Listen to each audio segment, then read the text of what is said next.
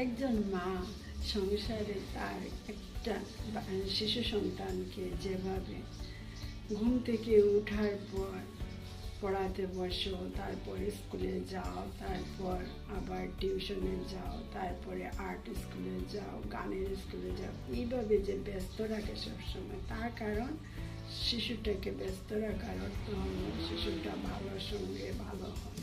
সেইরূপ আমরাও যে আমাদের মন উঠে এইভাবে যদি সবসময় ব্যস্ত রাখি, তাহলে বুদ্ধি দিয়ে মনটাকে সবসময় ঠাকুরের চিন্তায় ব্যস্ত, কাজের মধ্যে ঠাকুরের চিন্তায় ব্যস্ত রাখতে হবে। ঠাকুরের নাম, কাজ করে করে ঠাকুরের নাম নেব, কাজ করে করে ঠাকুরের চিন্তা করব, রূপ দর্শন করব, ঠাকুরকে কীভাবে সেবা দিব কাজের মাধ্যমে। এই